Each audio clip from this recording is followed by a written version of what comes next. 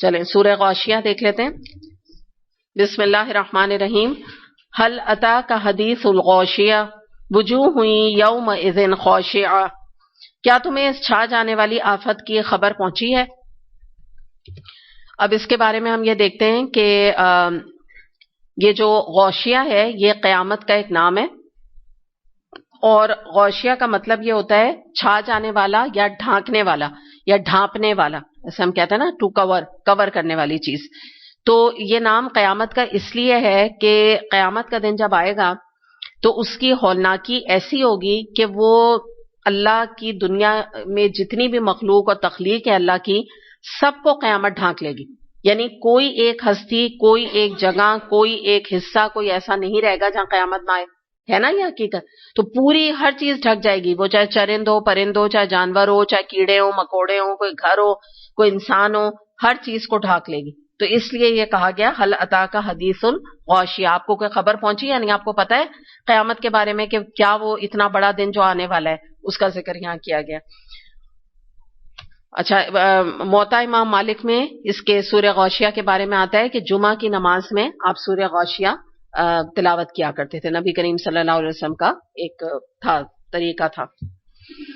اچھا آگے دیکھتے ہیں آیت. ایسا کرتے ہیں آیت نمبر 2، 3 ایک ہی ٹاپک ہے تو اس کو دیکھ لیتے ہیں 2 اور 3. وجوہ یومئذ خاشعہ عاملۃ ناصبہ. کچھ چہرے اس روز خوفزدہ ہوں گے، سخت مشقت کر رہے ہوں گے. آگے میں پڑھ رہی ہوں. تسلا نارا حامیہ تسقى من عین آنیہ لیس لهم طعام الا من ضریع لا یسمن ولا یغنی من جوع. تھکے جاتے ہوں گے، شدید آگ میں جھلس رہے ہوں گے، کھولتے ہوئے چشمے کا پانی انہیں پینے کو دیا جائے گا. خاردار سوکھی گھاس کے سوا کوئی کھانا ان کے لیے نہ ہوگا جو نہ موٹا کرے گا اور نہ بھوک مٹائے گا. اب یہاں پہ 2 طرح کے چہروں کا ذکر کیا جا رہا ہے. ابھی تو ہم پہلا والا دیکھ رہے ہیں، چہرے کا ذکر پڑھ رہے ہیں جس میں کہ لکھا ہوا ہے کہ بہت زیادہ اس دن کچھ چہرے خوفزدہ ہوں گے. تو یہاں میں پتہ چل رہا ہے ظاہر کافروں کے، مجرموں کے، مشرکوں کے، اللہ کے نافرمانی کرنے والوں کے چہروں کا ذکر ہے. خاشیہ کا مطلب یہ ہوتا ہے، جیسے ہم اردو میں بھی کہتے ہیں نا خشیت.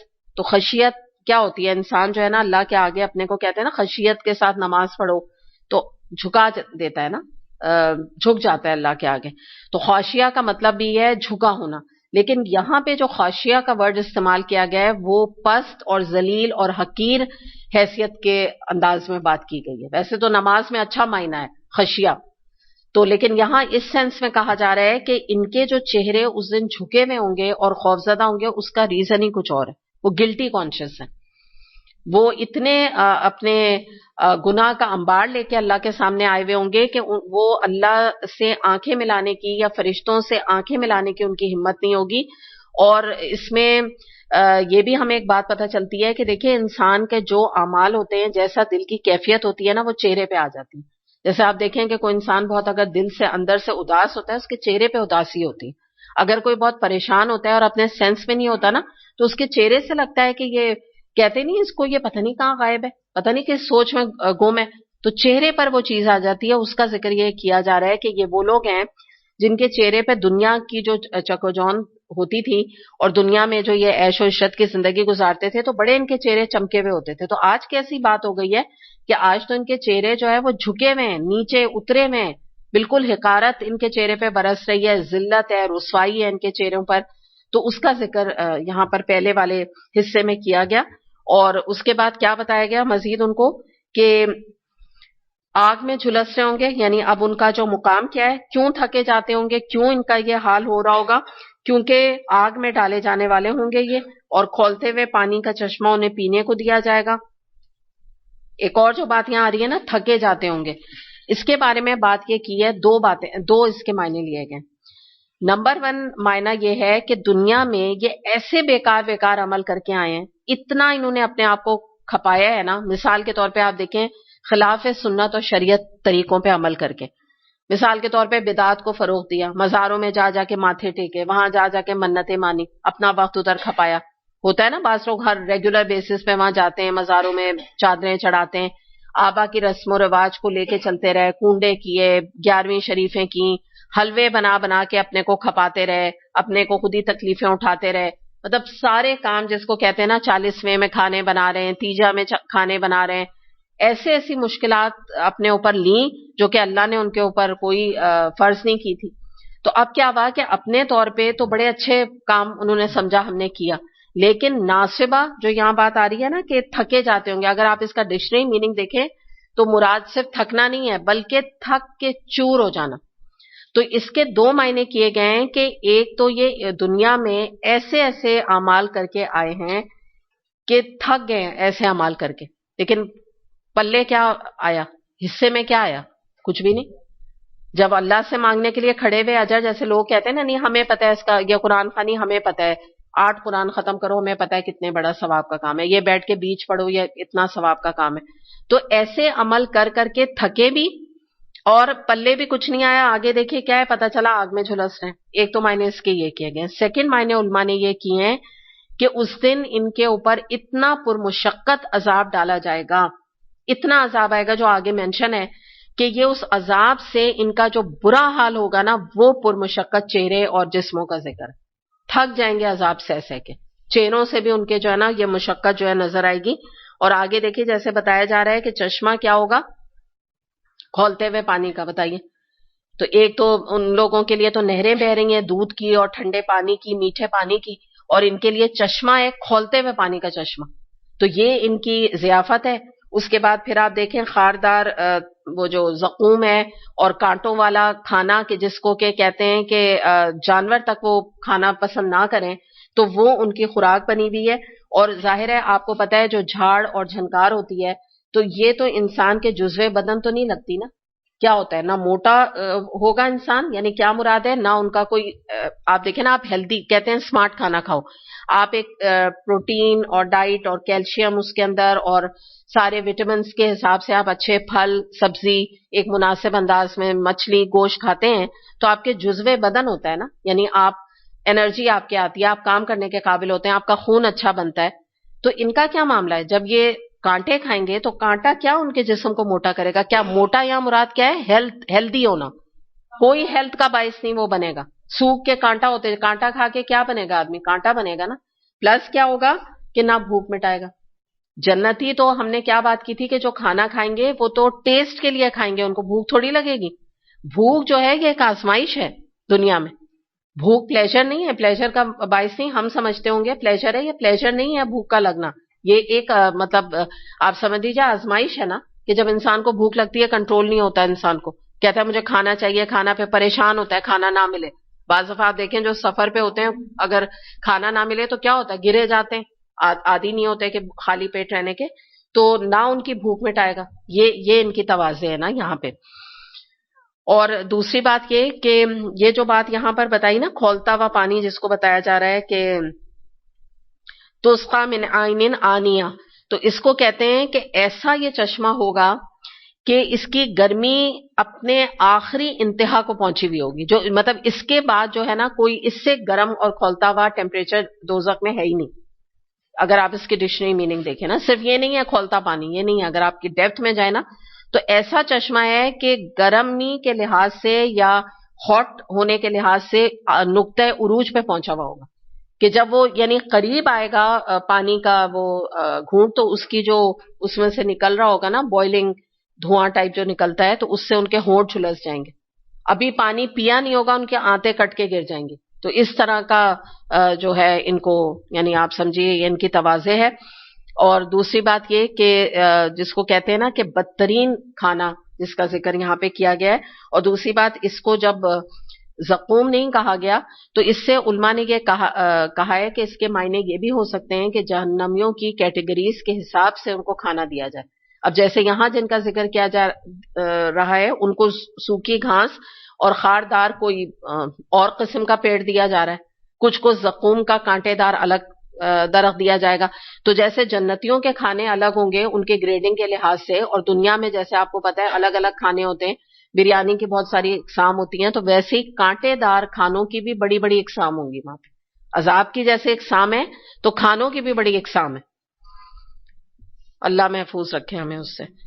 اور دوسری بات آگے جو بات آ رہی ہے نا اس میں دریع، یہ ہے نا تعامن الا من دریع، دریع سے مراد ہے بدبودار زہریلی جھاڑی. یہی میں آپ کو فرق بتا رہی ہوں، زقوم نہیں ہے یہاں پہ.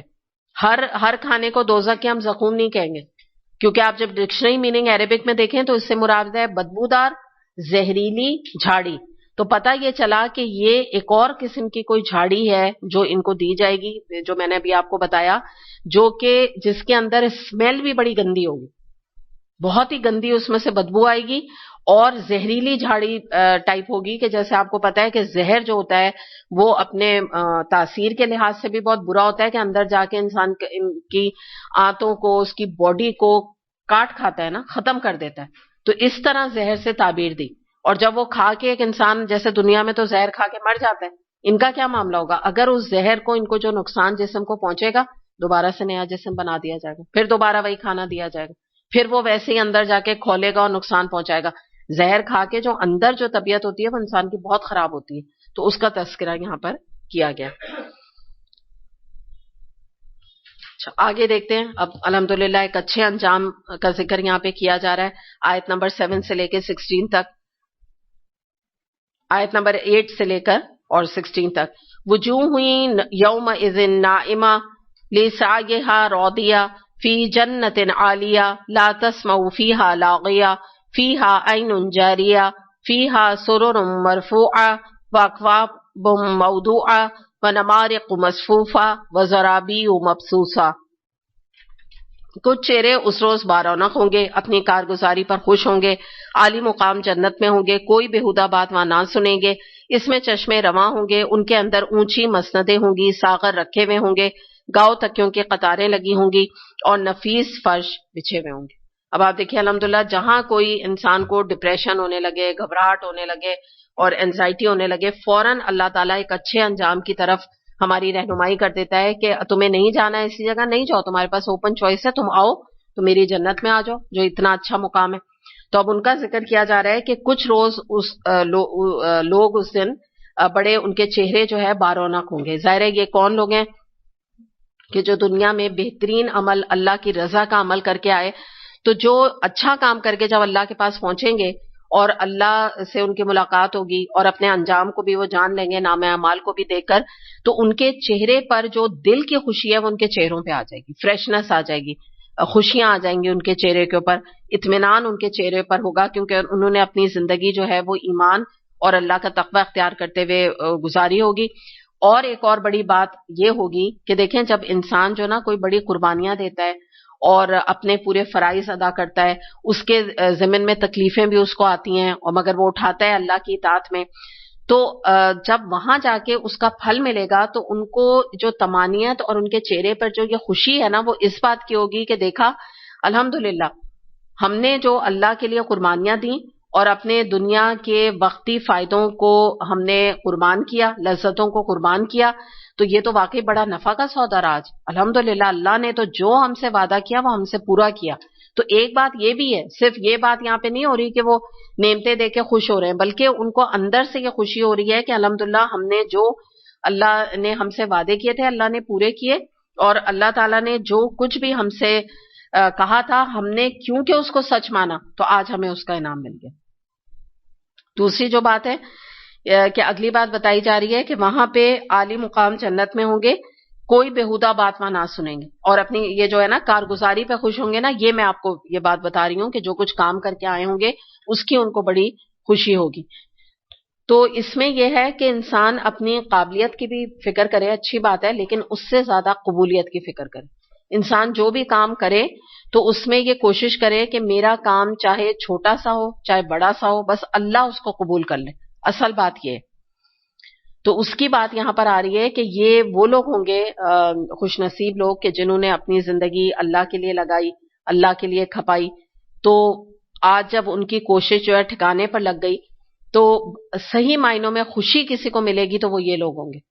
اور اسلام جو ہے وہ میں نے پہلے بھی آپ کو یہ بات کہی ہے کہ ریزلٹ اورینٹڈ نہیں ہے بلکہ ایفرٹ اورینٹڈ ہے. تو بات یہی ہے کہ دنیا میں تو آپ دیکھیں نا کہ بعض دفعہ کیا ہوتا ہے، اصل چیز ریزلٹ اورینٹڈ ہوتی ہے. کوئی چیٹنگ کر کے بھی پاس ہو گیا, کوئی پیسے دے کے بھی پاس ہو گیا, کوئی سفارش پر بھی بڑی نوکری پر لگ گیا, لیکن وہاں تو انسان کا ایفرٹ دیکھا جائے گا, اور اصل چیز ایفرٹ ہوتی ہے, کوشش ہی اصل چیز ہوتی ہے. تو اللہ تعالیٰ وہاں ایفرٹ دیکھنے کے حساب سے کہ کس نے کتنی کوشش کی, کس کے اندر کتنی استطاعت تھی, کون کتنا کر سکتا تھا پھر بھی نہیں کیا, اور کوئی کچھ بھی نہیں کر سکتا تھا وہ کتنا کچھ کر گیا, اس کے حساب سے ان کو وہاں پہ جزا ملے گی اور اونچا مقام ملے گا.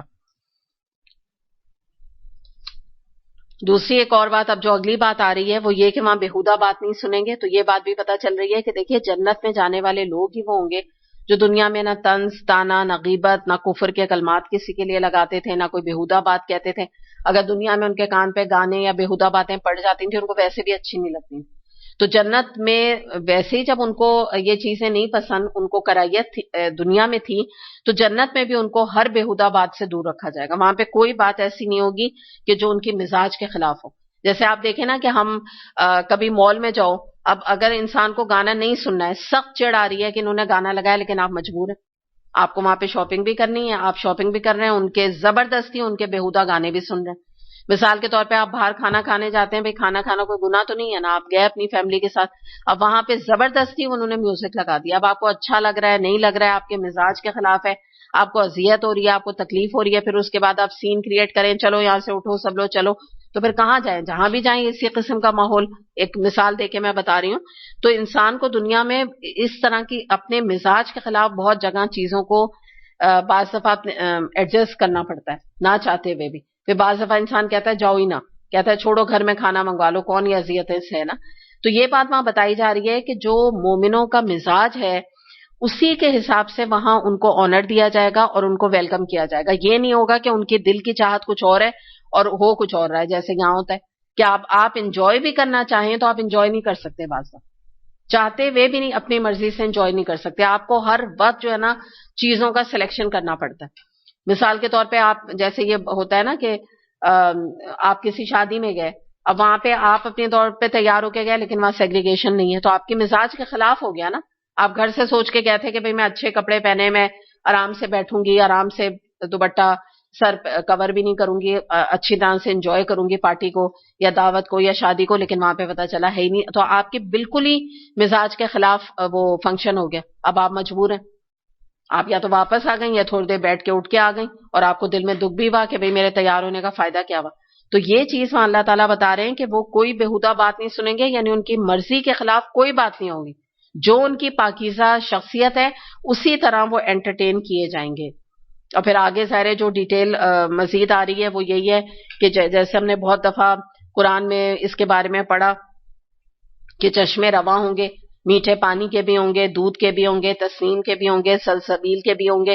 شراب وہاں پہ ہوگی, وہ کوئی سر درد نہیں کرے گی, کوئی ہینگ اوور نہیں ہوگا, کوئی عقل زائل نہیں ہوگی, کامل لذت ہوگی. پھر تختوں میں تکیہ لگانے سے بیٹھنے کا نا ایک ریلیکس کرنے کا تصور ہے ایکچولی, کہ تکیہ لگا کے انسان کب بیٹھتا ہے, جب بڑا ریلیکس کرتا ہے. یہ ایسے عام طور پہ نہیں ہے کیفیت ہوتی نا, ہر وقت تو نہیں ہوتا. آپ دیکھیں ہم اپنے گھر میں بھی ہوتے ہیں تو یہ تو نہیں ہوتا صبح سے اٹھ کے کوئی عورت سوچ سکتی ہے میں تکیہ لگا کے بیٹھ جاؤں, تو پورا دن کیا ہوگا, نہیں بیٹھ سکتے نا, بلکہ گلٹی ہو جاتے ہیں ہم. اگر ہم بیٹھ بھی جائیں نا تھوڑی دیر صوفے پہ اور چائے پینے لگے تو کیا ہوتا ہے, گلٹی ہونے لگتے ہیں کہ یہ ہم بیٹھ بھی کیوں گئے, ابھی تو اتنے یہ بھی کام ہے اور یہ بھی کام ہے, ہم بیٹھ کے چائے پی رہے ہیں, ایسے ہونے لگتا ہے نا. تو دنیا میں نا مکمل آپ کو نہیں ہے نا, لگژری نہیں ہے, سکون نہیں ہے مکمل طور پہ نا. تو یہ جو چیز ہے نا وہاں پہ یہی بتایا جا رہا ہے کہ جیسے سونے کے تاروں سے بنے ہوئے, زمرد اور یاقوت کے بنے ہوئے, ہیرے جڑے ہوئے, ایسے ایسے وہاں پہ تخت ہیں. اور آپ تخت کی مثال نا آج کل کے وہ جو ریکلائننگ صوفے ہوتے ہیں نا سیٹ والے, اس طرح کا بھی آپ تصور لے سکتے ہیں. صرف تخت نہیں مراد ہے, یعنی بہت ہی خوبصورت بنے ہوئے ہوں گے, ہر چیز بڑے سلیقے سے قرینے سے رکھی ہوگی, کوئی بے ڈھنگا پن نہیں ہوگا. پھر اس کے بعد جب انسان ریلیکس کرتا ہے تو فوراً اس کو یا تو ڈرنک کا دل چاہتا ہے پینے کا, یا چائے کا, یا کافی کا, تو وہ بھی ساری چیزیں وہاں پہ اویلیبل ہوں گی. اور گاؤ تکیے کا بھی وہی جو میں نے بتایا نا, بار بار جو قرآن میں ذکر آتا ہے, تو جب انسان یہ جو ٹیک لگانے والی کیفیت ہوتی ہے نا, یہ ریلیکس کا تصور اصل میں اللہ تعالیٰ دے رہے ہیں نا, اس کی طرف اشارہ یہاں پر ہے. اور دوسرے نفیس فرش بچھے ہوئے ہوں گے, کہ زمین میں بھی جو کارپیٹنگ ہوگی وہ بھی بہت ہی خوبصورت ہوگی, کہ جہاں بھی وہ آرام کر رہے ہیں اور ریلیکس ہو کے چل رہے ہیں، اور کیا نفیس قالین ہوگا اور کیا آرام اور کیا سارا ایک منظر کشی ہمارے سامنے جنت کی گئی ہے، کہ مراد بتانا یہ مطلوب ہے کہ دیکھو یہ وہ مقام ہے ریلیکس کرنے کا، انجوائے کرنے کا، ڈرنکس پینے کا اور اپنی مرضی کی زندگی گزارنے کا۔ دنیا اس لیے نہیں بنائی اللہ نے، یہ اللہ تعالیٰ بتانا چاہتے ہیں۔ تم کس دھوکے میں پڑ گئے؟ تم اس دھوکے میں آ گئے کہ دنیا میں تم نے یہی چیزیں حاصل کرنا چاہی، اور وہ بھی اللہ کی نافرمانی کر کے۔ اللہ کی نافرمانی کر کے تم نے سمجھا کہ یہاں میں دنیا کے آرام، دنیا کے مزے، دنیا کے حرام انٹرٹینمنٹ، حرام پیسہ اور یہ سب کچھ میں حاصل کر لوں اور یہ زندگی تمہیں مل جائے۔ تو اگر تمہیں ملے گی بھی، چلو بالفرض تمہیں آگے پیچھے تھوڑی بہت مل بھی گئی، جنت سے کوئی کمپیریزن نہیں، تو ہوگی تو وہ ٹیمپرری نا۔ اور پھر یاد رکھو کہ تمہیں لوٹ کے تو اللہ کے پاس آنا ہے۔ تو یہاں دنیا میں تم کوئی بادشاہ بھی کیوں نہ بن گیا، لیکن وہاں جا کے اگر تم آگ میں ڈالے جانے والے ہو تو اٹس ناٹ ورتھ اٹ اس دنیا کا بادشاہ بننا۔ یہ تو فلیٹنگ ٹیمپرری پیریڈ ہے، تھوڑے دن کا صرف زندگی ہے۔ آگے دیکھتے ہیں، یہاں سے تھوڑا ٹاپک چینج ہو رہا ہے۔ آیت نمبر 17، افلا ينظرون الى الابل كيف خلقت، آگے تک کر لیتے ہیں، وَإِلَى السَّمَاءِ كَيْفَ رُفِعَتْ وَإِلَى الْجِبَالِ كَيْفَ نُصِبَتْ وَإِلَى الْأَرْضِ كَيْفَ سُطِحَتْ۔ یہ لوگ نہیں مانتے تو کیا یہ اونٹوں کو نہیں دیکھتے کہ کیسے بنائے گئے، آسمان کو نہیں دیکھتے کیسے اٹھائے گئے، پہاڑوں کو نہیں دیکھتے کیسے جمائے گئے، اور زمین کو نہیں دیکھتے کہ کیسے بچھائی گئی۔ اب مراد یہ ہے کہ اللہ تعالیٰ نے دو طرح کے انجام بتا کر، اور اس کے بعد اللہ تعالیٰ ایک سوال کر رہے ہیں کہ تم، خاص طور پہ یہاں پہ کافر اور عرب کو مخاطب کر کے کہا جا رہا ہے کہ تم لوگ مانتے نہیں ہو، تو تم اللہ کی اتنی ساری کائنات میں تم کسی کو نہیں دیکھو، تم صرف ایک اللہ کی بنائی ہوئی جو ایک جانور ہے، تم اس کی طرف توجہ کر لو، اس کے سسٹم کو دیکھ لو، اس کو دیکھ لو۔ وہ کیا ہے؟ اونٹ۔ اونٹ کا ذکر کیوں کیا گیا ہے؟ عرب میں بڑی امپورٹنٹ چیز ہے۔ آپ سمجھیے آج اگر ہم کوئی مرسیڈیز کی بات کریں، لینڈ کروزر کی بات کریں، کمپریسر کی بات کریں، کوئی بہت بڑی گاڑی کی بات کریں، تو کیا ہوگا؟ ریلیونٹ بات ہوگی نا۔ آج کا ہمارا دور ایسا ہے، کیا کرتے ہیں جب بڑے بڑے لوگ، ایلیٹ کلاس کے لوگ آپس میں ملتے ہیں، کیا باتیں کرتے ہیں؟ مرسیڈیز بینز کی باتیں کرتے ہیں، فلاں ہم نے یہ والی گاڑی خریدی، ہم نے یہی تو ٹاپک ہوتا ہے۔ عورتیں بھی یہی باتیں کر رہی ہوتی ہیں، مرد بھی یہی باتیں کر رہے ہوتے ہیں۔ تو اس زمانے میں یاد رکھیے گا کہ اونٹ جو ہے وہ ایسے ہی تھا کہ جیسے کوئی مرسیڈیز کی بات کی جا رہی، بہت ایک ٹاپک کا ذریعہ تھا۔ جیسے آج ہم اس چیز کو تو نہیں ہم عجیب سا سمجھتے، تو اس طرح اس بات کو لیجئے کہ اللہ تعالیٰ نے کہا کہ اونٹ جو ہے، جو اتنی امپورٹنٹ تمہاری سواری ہے، تم ذرا اس کے اوپر توجہ دے دو کہ اس کی خلقت پہ غور کر لو کہ اللہ نے اسے کتنا بڑا وجود دیا۔ بتانا یہ مطلوب ہے کہ اتنا بڑا جانور ہے، اور اس کے اندر اللہ نے اتنی طاقت رکھی، اتنی قوت رکھی۔ آپ دیکھیں جب اونٹ کو نہر کیا جاتا ہے، قربان کیا جاتا ہے، تو آسان نہیں ہوتی اس کی قربانی، پتہ ہے نا آپ کو کتنے لوگ پکڑتے ہیں۔ تو لیکن اللہ تعالیٰ کیا بتا رہے ہیں؟ پھر بھی اللہ نے اتنے بڑے جانور کو تمہارے لیے نرم اور تابع کر دیا، ٹیم کر دیا تمہیں۔ وہ تمہارا بوجھ بھی اٹھاتا ہے، انکار نہیں کرتا، اتنا بڑا جانور ہو کے تمہارا ماتحت بن کے رہتا ہے۔ پھر تم اس سے کتنے فائدے حاصل کرتے ہو؟ اس سے گوشت بھی کھاتے ہو، دودھ بھی۔ آپ کو پتا ہے آج کل تو جو لیٹسٹ وہ آئی ہے ان ریسرچ، تو اس میں آپ کو پتا ہے نا اونٹنی کا دودھ جو ہے وہ بہت زیادہ فائدے مند ہے، تو اس کا دودھ بھی تم پیتے ہو، اس کی اون سے بھی تم فائدہ اٹھاتے ہو، گرمی حاصل کرتے ہو۔ پھر آپ کو پتا ہے عرب میں تو ٹوٹل ٹریولنگ ہی اونٹ پہ ہوتی تھی۔ وہی میں بتا رہی ہوں نا، بڑی بڑی گاڑی سمجھ لیجئے کہ ذریعہ تھا۔ آج کل جیسے وہ جو ریت پہ سفاری نہیں ہوتی دبئی وغیرہ میں، تو اس طرح آپ سمجھ لیجئے کہ اس طرح کی یہ سمجھی جاتی تھی ٹریولنگ کے لیے۔ دوسری بات یہ ہوتی ہے کہ کچھ اور چیزیں ہم اس کے بارے میں دیکھ لیتے ہیں کہ اونٹ کے پاؤں کی ساخت ایسی ہوتی ہے کہ جو وہ جس کے لیے ریت کے لیے وہ بنایا گیا نا جانور، تو اس کے پیر زمین میں دھستے نہیں ہیں۔ آپ اپنا دیکھ لیں، ہم بیچ پہ جاتے ہیں، کیا ہوتا ہے؟ پورے پورے پیر اندر چلے جاتے ہیں۔ اونٹ کے ساتھ یہ نہیں ہوتا۔ پھر کیا ہے کہ کوئی بیچارہ مہنگی غذا نہیں کھاتا، جو جھاڑ جھنکار گھاس راستے میں ملتی ہے بس وہی کھا لیتا ہے۔ دوسری بات یہ کہ بڑی امیزنگ نا، اس کی جو آئی لیشز ہوتی ہیں، پلکیں، یہ اتنی بڑی بڑی ہوتی ہیں کہ جب صحرا میں ریت اڑتی ہے تو اس کی پلکوں میں وہ نہیں ہوتی نا، جمتی نہیں، کیونکہ اتنی بڑی ہوتی ہیں کہ وہ جھڑ جاتی ہے۔ تو ہم آپ جیسے ہو نا، تو ہماری آنکھوں میں مٹی ساری بیٹھ جائے۔ دوسری بات یہ ہے کہ اتنا بے ضرر ہوتا ہے کہ اگر آپ ایک بچے کو بھی اس کی نکیل تھما دیں تو وہ جو ہے وہ ایزلی ٹیم ہو جاتا ہے، کچھ بھی ریٹیلیٹ نہیں کرتا۔ گھوڑا جیسے گرا دے گا آپ کو، گھوڑے پہ بیٹھے ہم اگر اس کا موڈ خراب ہے تو وہ گرا دے گا جو بھی بیٹھا ہوگا. دوسری بات یہ ہوتا ہے کہ مالک کا بڑا وفادار ہے, بڑا لوئل ہوتا ہے. ایک اور بات کیا ہے, کئی دن ریگستان میں بھوکا پیاسا رہتا ہے اور ٹریولنگ کرواتا رہتا ہے اپنے مالک کو, کچھ نہیں اف نہیں کرتا, کہیں نہیں غصے میں بیٹھ جاتا کہ میں نہیں آگے چلوں گا. ایک اور کوالٹی بڑی ہوتی ہے اونٹ کی کہ راستہ نہیں بھولتا. ایک دفعہ آپ جس راستے پر اس کو لے کر آ جائیں خود بخود ہی اس راستے پہ چلتا جاتا ہے, ٹل آپ اس کو کہیں اور موو کر دیں, ورنہ اس کو راستہ یاد ہو جاتا ہے بڑی جلدی. دوسری بات یہ کہ آپ نے کیمل ہمپ سنا ہوگا, جو کہ وہ اپنے ہمپ میں اس کے اوپر جو وہ بنا ہوتا ہے نا یوں کر کے, اس میں اب پانی سٹور کر لیتا ہے, جو کہ اس کا ہفتوں وہ پانی چلتا ہے. اس کو پیاس نہیں, ضرورت نہیں ہوتی پانی پینے کی, نہ اسے پیاس لگتی, کیونکہ وہ اس کو سٹور کر لیتا ہے. جب تک وہ پانی اس کے ہمپ میں سٹور ہوتا ہے اس کو پانی کی ضرورت نہیں پڑتی. دوسری بات, بوجھ تو نہ جانے جتنا بوجھ یہ بیچارہ جانور اٹھاتا ہے کوئی نہیں اٹھاتا, اتنا زیادہ محنت کش اور بوجھ اٹھانے والا جانور ہے. تو مراد یہ کہ اللہ تعالیٰ نے ایک اپنی کائنات کی ایک تخلیق جو ہے, جو کہ جس کو ہم عام سا سمجھتے ہیں, جس کو ہم کوئی ویلیو نہیں دیتے, تو اللہ تعالیٰ نے صرف اسی کو چن کے, ایسے تو بہت سارے اللہ کے بنائی ہوئی چیزیں ہیں جو کہ بڑے شیر کی اللہ تعالیٰ مثال دے سکتے تھے نا, لیکن اللہ تعالیٰ نے اس کی مثال دے کے بتایا کہ دیکھو معمولی چیز تم اس کو سمجھتے ہو, کوئی ویلیو نہیں دیتے, لیکن ذرا غور کر لو کہ وہ تمہیں کتنا سرو کر رہا ہے, کیا کچھ تمہارے لیے نہیں کر رہا ہے. اور ابھی بھی آپ کبھی وہاں جائیں عمرے پہ, تو مدینے کا سفر اگر آپ بائے کار کریں تو آپ دیکھیے گا وہاں ابھی بھی کتنے لائن سے جو ہے نا اونٹ جو ہے وہ وہاں پہ چل رہے ہوتے ہیں راستے میں. ان کا تو یہ آج بھی ان لوگوں کا یہی کام ہے, اونٹوں کو رکھنا, ان سے دودھ وغیرہ لے کے بیچنا, ان کو پالنا, کیونکہ عرب کی گھٹی میں ہے نا یہ, ان کو اونٹوں کو کا اپنے پاس یعنی کہ پالنے کا کام کرنا, ان کا باقاعدہ وہ سٹیبل بناتے ہیں اور ان کو رکھتے ہیں. پھر اللہ تعالیٰ نے اگلی بات بتائی کہ تم آسمان کو نہیں دیکھتے کیسے اٹھایا گیا, یعنی آسمان کی بلندی کتنی ہے. تو اس کے بارے میں علماء کا کہنا ہے کہ 500 سال کی مسافت پر اس کی بلندی, یعنی اگر ہم تھوڑا سا اس کو سمجھنا چاہیں تو آپ سمجھ لیجئے کہ 500 سال کی مسافت ہے جو اوپر آپ ایک آسمان کی طرف دیکھتے ہیں. دوسری بات, ایک اور بڑی بات ہے اس میں جو بتائی گئی کہ کیسے اٹھایا گیا نا, یعنی مراد یہ کہ تمہیں یہاں پہ کوئی ستون نظر آتا ہے, پلر نظر آتے ہیں, آپ دیکھیں یہاں پہ آپ کے سامنے پلر ہے, اگر یہ پلر نہ ہو, اللہ نہ کرے یہ تو بلڈنگ کولیپس کر جائے, بلڈنگ ہی نہیں, کھڑی نہیں ہوگی بلڈنگ, کچی بلڈنگ بنے گی.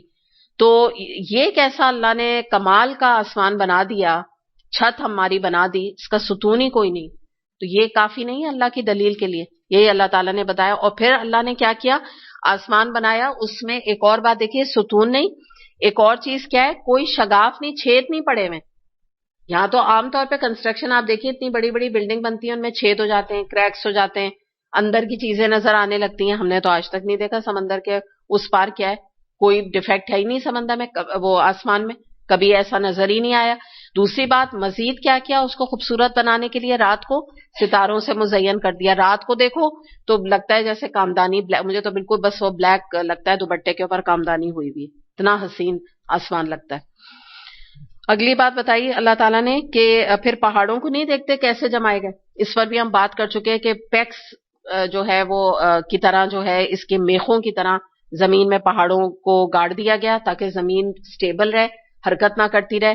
تو یہ بھی تم کائنات میں دیکھ لو. پھر زمین کو دیکھو کیسے بچھائی گئی, یعنی مراد یہ کہ کس طرح اللہ تعالیٰ نے اس کو سٹیبل ہموار کرا تاکہ ہم اس کے اوپر چلیں پھریں, ٹریولنگ کریں, کاروبار کے لیے جائیں, ایک سٹی سے دوسرے سٹی جائیں, مختلف جگہوں پہ جائیں. آپ دیکھیں نا, امیزنگ اللہ تعالیٰ نے زمین بنائی. اور پھر آپ دیکھیں اور بھی کتنے ٹرانسپورٹ کے ذریعے ہیں, ٹرین بھی ہے, اور بھی طریقے سے جو ہے نا انسان مختلف یہ جو پہاڑی علاقے ہوتے ہیں ان میں تو آج تک اونٹ اور یہ گھوڑوں کے اوپر اور مختلف یہ جو جانور ہوتے ہیں, یہ بعض دفعہ بکریوں اور بکروں پر بھی یہ لوگ اپنا سامان ادھر سے ادھر لے کے جاتے ہیں, مگر کس کے اوپر چلتے ہیں, زمین کی ہی پیٹھ کے اوپر چلتے ہیں نا.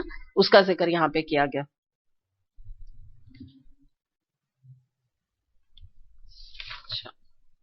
آگے دیکھتے ہیں آیت نمبر 21 سے لے کر اور اینڈ تک دیکھ لیتے ہیں. فذکر انما انت مذکر لست علیہم بمسیطر الا من تولی وکفر فیعذب اللہ العذاب الاکبر ان الینا ایابہم ثم ان علینا حسابہم. اچھا, تو اے نبی صلی اللہ علیہ وسلم نصیحت کیے جائیے, آپ بس نصیحت ہی کرنے والے ہیں، کچھ ان پر جبر کرنے والے نہیں۔ البتہ جو شخص منہ موڑے گا اور انکار کرے گا تو اللہ اس کو بھاری سزا دے گا۔ ان لوگوں کو پلٹنا ہماری طرف ہے، پھر ان کا حساب لینا ہمارے ہی ذمے ہے۔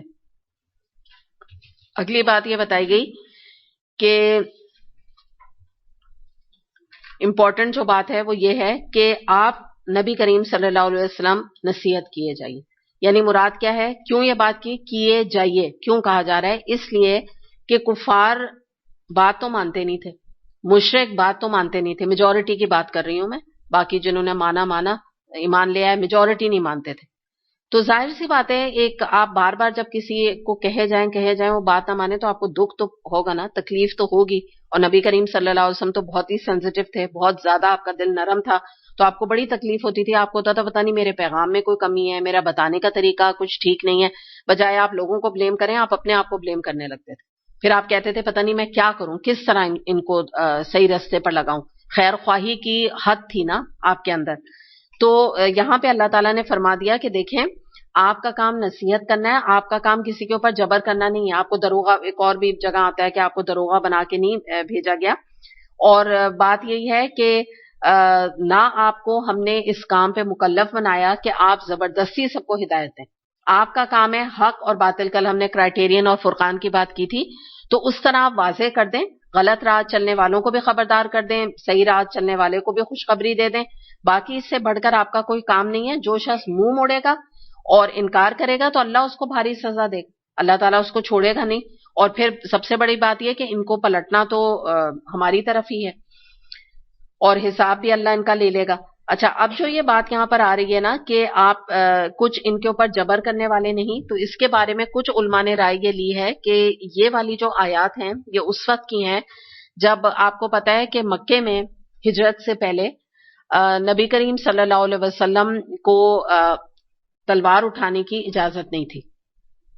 تو اس وقت یہ بات تھی کہ بالکل ہی آپ ایک حد تک ان کو قرآن کا علم یا تعلیمات دیتے تھے، تو اس لیے یہاں پر یہ کہا گیا کہ آپ کوئی جبر کرنے والے نہیں۔ کچھ لوگ یعنی کچھ علماء کی رائے اس کے حساب سے یہ ہے، لیکن یہ بھی ایک عمومی رائے ہے کہ وہاں پر تو ویسے بھی ظاہر ہے کہ دین کا پیغام اتنے زیادہ کھل کر واقعی آپ نہیں دے سکے تھے، تو اس لیے مراد یہ تھی کہ تھوڑا جس کو کہتے ہیں نا ہلکا ہاتھ رکھنا ہے، کیونکہ آپ کو پتہ ہے صحابہ کرام جب آ کے نبی کریم صلی اللہ علیہ وسلم سے شکایت کرتے کہ انہوں نے ہمیں اس طرح سے تکلیفیں دیں، ایسے اذیتیں دیں، بلال رضی اللہ ان کے ساتھ یہ ظلم کیا، تو کیا ہم تلوار نہیں اٹھا سکتے؟ تو آپ کو منع تھا، اللہ تعالیٰ نے منع کیا ہوا تھا، مکے میں اجازت ہی نہیں تھی تلوار پہ تلوار اٹھانے کی۔ یہ تو بعد میں پھر جو بھی جنگیں لڑی گئی ہیں، کہاں لڑی گئی ہیں؟ مدینہ میں۔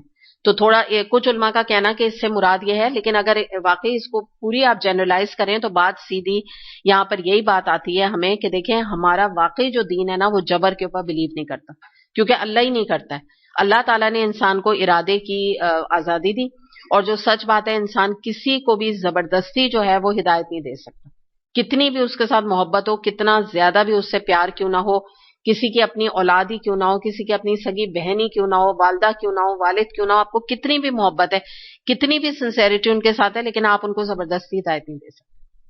آپ ان تک بات پہنچا سکتے ہیں، ان کے دلوں میں بتا سکتے ہیں، اتارنے کی کوشش کر سکتے ہیں، اتار نہیں سکتے، کیونکہ یہ کوئی اینٹی بائیوٹک نہیں ہے نا کہ منہ کھولا اور دوا اندر ایک ٹیبلٹ ڈال دی اور پانی پلا دیا جلدی سے نا۔ تو اگر واقعی ہمارے بس ہوتا ہم ایسا کر لیتے، بڑا آسان تھا کہ زبردستی ان کو ٹیبلٹ کی طرح ہدایت پلا دیں، لیکن یہ ممکن ہوتا نہیں ہے نا، یہ ہو نہیں سکتا۔ تو اسی لیے جب نبی کریم صلی اللہ علیہ وسلم کو یہ بات بتائی تو یہ ہمارے لیے بھی اس میں گائیڈنس ہے، اور ہماری زندگی بھی بڑی آسان ہے اس طرح کہ بس ہم بات پہنچاتے رہیں اور کہتے رہیں بتاتے رہیں۔ اگر آپ یہ کہیں کب تک، تو یہ تو انڈیفینٹ پیریڈ، کیونکہ نبی کریم صلی اللہ علیہ وسلم کو بھی انڈیفینٹ پیریڈ دیا گیا تھا، مرتے دم تک آپ نے یہی کام کیا۔ تو آپ اور میں اگر کہیں کہ بھئی ہم بچوں کو کب تک کہتے رہیں، ہم تو تھک گئے، تو نہیں، تھک نہیں سکتے آپ نا، کہتے رہنا ہے آپ کو۔ لیکن کیا ہے کہ بس ٹھیک ہے، ایک حد تک اللہ کی پکڑ ہے، یا اللہ تعالیٰ ہمیں پکڑے گا۔ ایک حد کے بعد ہاں اگر کسی نے یہ کام نہیں کیا، کبھی بھی نہیں کیا، تو اس کی پکڑ ہے، ظاہر ہے۔ اپنے رشتہ داروں کو بھی آپ کو بتاتے رہنا ہے، کبھی اسپیسنگ بھی دینی ہے، یہ بھی نہیں کہ پیچھے پڑ جانا ہے، مطلب ایک طریقے سے بات کو آگے پہنچاتے رہنا ہے، لیکن اللہ نے مکلف نہیں بنایا، یا اللہ نے بڑا کرم ہم پہ رکھا ہے۔ دوسری بات جو ہے، یہ جو بات یہاں پر آ رہی ہے کہ آپ کی نصیحت کے باوجود، یعنی آپ کفار کی طرف اشارہ یہاں پر آ رہا ہے کہ نبی کریم صلی اللہ علیہ وسلم کی تبلیغ اور نصیحت کے باوجود اگر یہ منہ موڑتے ہیں اور جھٹلاتے ہیں، تو اب اللہ تعالیٰ نے فیصلہ یہاں پہ کر دیا اور بتا دیا کہ کیا مطلب ہے، تمہیں تو لوٹ کر آنا تو میرے پاس ہی ہے نا، پھر میں حساب میں لے لوں گا. نبی کریم صلی اللہ علیہ وسلم نے تھوڑی تمہارا حساب لینا ہے، میں لے لوں گا تمہارا حساب. تو یہ ایک طرح سے نبی کریم صلی اللہ علیہ وسلم کو بھی بتایا جا رہا ہے کہ آپ اتنا ان کے پیچھے گھلائیے نہیں اپنے آپ کو، کیونکہ آپ کو حساب کتاب تھوڑی کرنا ہے قیامت کے دن. آپ تھوڑی ان کو جنت اور دوزخ میں ڈالیں گے، یہ تو میرا کام ہے، میں ڈالوں گا. تم مجھ پہ میرا کام چھوڑ دیں، آپ اپنا کام کریں. تو واقعی یہی والی بات آج ہمارے لیے بھی ہے. ہم بعض دفعہ نا لوگوں کے گھروں میں گھس کے ان کو جنت اور جہنم تک پہنچانے کی کوشش کرنے لگتے ہیں، اس حد تک ان کے پیچھے لگ جاتے ہیں. اور بچوں کو تو عام کہتے ہیں نہ پڑھو سیدھے جہنم میں جاؤ گے، نہ پڑھو. تو یہ جو طریقہ ہے نا کہ ہم نہیں ہوتے ان کو جہنم میں پہنچانا ہے، ماں ہی پہنچا رہی ہے، کہہ رہی ہے میں پہنچا کے تمہیں رہوں گی. تو یہاں نبی کریم صلی اللہ علیہ وسلم سے اللہ تعالیٰ فرما رہے ہیں کہ میں حساب لوں گا، مجھ پر یہ معاملہ چھوڑ دیں آپ. اور although ان کا تو دل اتنا نرم تھا، وہ تو یہ نہیں کہہ رہے تھے جہنم میں، وہ تو کہتے تھے بس یہ مان جائے. ان کو تو یہ غم تھا، ہمارا الٹا حساب ہوتا ہے. اور لوگ آپ دیکھیے کتنا عام نا یہ یعنی اس چیز کا انسان جو ہے لوگوں کو ہدایت دے. عام طور پہ بات ہو رہی ہوتی ہے کہ اگر 4 لوگ بیٹھ کے بات کر رہے ہیں تو انہوں نے کہا ان کی بیٹی یہ کری، ان کا بیٹا وہ پتہ ہے شراب پینے لگ گیا، یہ کرنے لگا، ایسے باتیں کر رہے ہیں. تو کیا کہتا ہے، ارے ان کی بات نہ کرو، جہنمی لوگ ہیں. اس طرح کی مطلب ایسی اتنا کامنٹ اتنا کھل دینا یا یہ کہنا وہ تو ہے ہی بہت ہی وہ خاندان ہے، بہت ہی گھٹیا خاندان ہے. اس طرح کی بات کرنا نا، مطلب منہ پہ بھی الفاظ نہیں میرے آ رہے، کہنا یہ مراد ہے کہ بالکل ان کے بارے میں اسٹیٹمنٹ دے دیتے ہیں کہ جیسے کہ یہ ایسے ہی ہیں. یا یہ کہ کسی نے جیسے کوئی عقیدے کا کوئی مسئلہ ہے تو اس کو کہہ دینا بالکل ہی کافر ہو گئے وہ لوگ. تو یہ نا ہمیں اجازت نہیں ہے کہ ہم اتنے بڑے بڑے جملے اور آپ کو پتہ ہے تو حدیث سے ثابت ہے، ہم کسی کو حدیث ہے کہ ہم کافر کا لفظ نہیں کہہ سکتے. although آپ کو بھلے لگ بھی رہا ہے یہ ایتھیسٹ ہو گیا یہ ہو گیا، لیکن ہم نہیں کہہ سکتے. اور یہ زیادہ بہتر ہے، یہ محتاط ورڈ ہے ایتھیسٹ. اچھا لفظ کوئی نہیں، لیکن کافر کا ورڈ استعمال نہ کریں. کوئی ہو گیا ایتھیسٹ، آپ بات کریں آپ ایتھیسٹ کہہ دیں، کافر نہ کہیں. اجازت ہی نہیں ہے ورڈ کو استعمال کرنے کی. جی بشرا.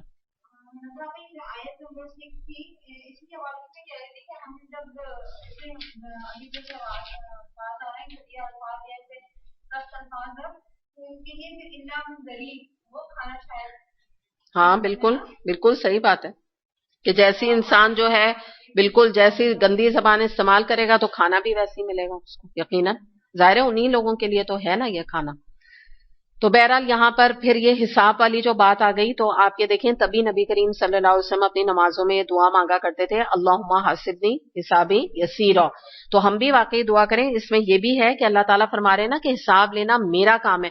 تو اب ہم بھی کوئی مطمئن ہو کے نہ بیٹھ جائیں کہ یہ تو ان کا ذکر ہے جو ایسی بری بری باتیں نکالتے ہیں، تو ان کا ذکر ہے جو ہر بات ان کو دوست کی کہتے ہیں. ہم اپنے بھی حساب کی فکر کریں. جو بھی ہمارا حساب ہے دینا، تو ہمیں بھی اپنی رتی رتی کام کا حساب اللہ کو دینا ہے نا. ہمیں بھی تو اپنی ایک ایک چیز کا، صبح کا، شام کا، دوپہر کا، کھانے کا، پینے کا، اٹھنے کا، بیٹھنے کا، ایک ایک چیز کا حساب ہمیں آگے جا کے دینا ہے. تو یہ دعا اس کے لیے کہ اللہ تعالیٰ تو ہم سے آسان حساب لے. اور کام بھی ہمارا کیا ہے، جیسے کہتے ہیں نا کہ ہمارا کام کیا ہے، البلاغ، بات کو آگے پہنچا دیں. اس سے زیادہ ہم مکلف نہیں. جو میں سم اپ کر رہی ہوں ساری چیزیں، باقی اللہ تعالیٰ اپنی ذمہ داری خود اون کر رہے ہیں. تو بڑی بات اللہ تعالیٰ کی ہے اس آیت میں کہ اللہ تعالیٰ نے ہمیں بھی آسان ہماری زندگی بھی کر دی اور نبی کریم صلی اللہ علیہ وسلم کے لیے بھی آسانی پیدا کر دی. ہاں بات کیا ہے، یہ اللہ ہمیں دیکھے گا کہ ہم نے کتنی نیک نیتی کے ساتھ بات آگے پہنچائی. فلاں نے بات ہماری نہیں مانی، ہم اچھا ایک اور میں یہاں بات ایک نصیحت آپ کو کر دوں کہ دیکھیں بات آپ نے آگے پہنچائی، یہاں نبی کریم صلی اللہ علیہ وسلم کے حوالے سے بھی دیکھیے کافروں بات ان کی مانتے تھے نہیں مانتے تھے، کیا کرتے تھے، ریڈیکیول کرتے تھے، تنقید کرتے تھے. ٹھیک، آپ نے بھی بات آگے پہنچائی، آپ کو کسی نے ریڈیکیول کیا، کسی نے آپ کو تنقید کی. اب جو ہے نا آپ کو آفینڈ ہونے کی ضرورت نہیں. میں یہ نہیں کہہ رہی کہ آفینڈ جو ہے نا یا آپ کیوں ہوئی، آسان بات نہیں ہے، ہوتا ہے انسان آفینڈ. لیکن یہاں ہمیں نصیحت کیا مل رہی ہے، ہمیں حساب تو لینا ہی نہیں ہے نا. آفینڈ ہونے کی آپ کو کیا ضرورت ہے؟ جب آپ نے حساب لینا ہو تو آپ آفینڈ ہونا. آپ کا تو کام تھا بات پہنچا دینا. اب جو انہوں نے جملے ادا کیے، جو انہوں نے ریڈیکیول کیا، آپ کو کیا یا قرآن کو کیا یا آپ کی بات کو کیا یا آپ نے کوئی اچھی بات بتائی اس کو کیا، تو اللہ تعالیٰ نے آگے کیا بتا دیا، ثم ان علینا حسابہم، حساب تو مجھے لینا. ختم. میں یہ نہیں کہہ رہی کہ اب آپ یہ ان کو نہ بددعا دینا نہ شروع ہو جائیں اللہ تم سے حساب لے. تم نے میری بات نہیں سنی نا, بدعت کیے جا رہی ہیں بدعت, اللہ حساب لے گا, یہ تو بددعا ہو گئی. یہ نہیں کہا جا رہا, یہ اللہ تعالیٰ نے سٹل طریقے سے ہمیں ایک بات سمجھا دی کہ حساب میں لوں گا, تم نہ اس غم میں دبلے ہو, میں لے لوں گا حساب. تو اب ہم بھی اپنے تک اس چیز کو رکھیں کہ ہماری جتنی ذمہ داری ہم ادا کر دیں, لیکن کسی کو بددعا بھی دینا نہ شروع کریں. یہ بھی بات یاد رکھیں, یہ کوئی طریقہ نہیں. انسان دوسرے کی ہدایت کے لیے دعا کرے, یہ کبھی نہ کہے کہ اللہ اس سے حساب لے, کیونکہ اللہ نے جس سے حساب لے لیا نا, کیا ہوگا, وہ بچے گا نہیں. نبی کریم صلی اللہ علیہ وسلم کے مطابق حدیث موجود ہے کہ آپ نے فرمایا تھا, اے عائشہ, اللہ نے جس سے حساب لے لیا سمجھو وہ مارا گیا. تو اگر آپ کسی کو یہ کہہ رہی ہیں نا اللہ اس سے حساب لے, تو آپ سمجھیں کہ آپ اس کے لیے ایسی بددعا کر رہی ہیں کہ وہ کبھی بچے ہی نہ. اتنی بری بددعا ہے جو کہ ایک مسلمان کو دوسرے مسلمان کے لیے زیبا نہیں کرنا. چلیں الحمدللہ یہ مکمل ہوا.